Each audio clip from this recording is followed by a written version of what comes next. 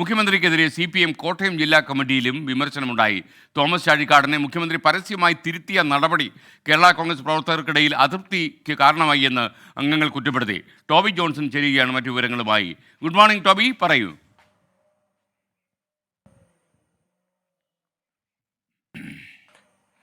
SKN തെരഞ്ഞെടുപ്പ് വിലയിരുത്തലിൽ ഒരു പ്രധാന ചർച്ചയായി ഇത് മാറിയിട്ടുണ്ട്. അതായത് നവകേരള സദസ്സ് നടന്നപ്പോൾ പാലായിലെത്തിയ മുഖ്യമന്ത്രി ചാഴിക്കാടനെ ശകാരിച്ചത് അത് വലിയ ചർച്ചയായിട്ടുണ്ട്. കഴിഞ്ഞ ദിവസം കേരള കോൺഗ്രസിന്റെ സ്റ്റിയറിംഗ് കമ്മിറ്റിയിൽ തോമസ് ചാഴികാടൻ തന്നെ അത് പറയുകയുണ്ടായി.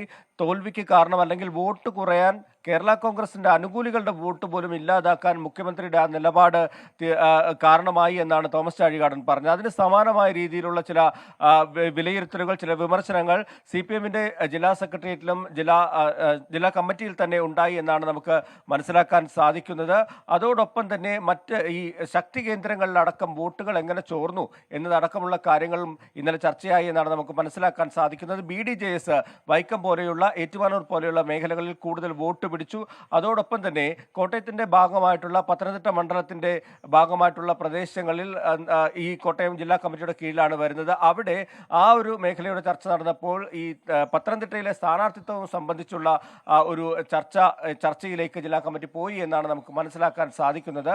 എന്തായാലും ഈ കോട്ടയത്തെ വോട്ട് കുറഞ്ഞത് എങ്ങനെ, അതായത് പ്രതീക്ഷിക്കുന്നതിലും അപ്പുറത്തേക്ക് ഒരു വോട്ട് ചോർച്ച ഉണ്ടായി എന്നുള്ളൊരു വിലയിരുത്തൽ തന്നെയാണ് ജില്ലാ കമ്മിറ്റിയിലും ഉണ്ടായത്. SKN.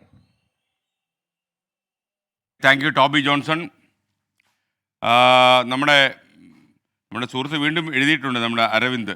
ആ തിരിച്ചറിവ് കൊണ്ട് തന്നെയാണ്, ആ തിരിച്ചറിവിലാണ് ഞാൻ സംസാരിക്കുന്നത്. നിങ്ങൾ വളരെ നല്ലത് അരവിന്ദ്. ഞാൻ അരവിന്ദൻ്റെ വിമർശനം ഒരു സ്പോർട്സ്മാൻ സ്പിരിറ്റോട് തന്നെ കാണുന്നു.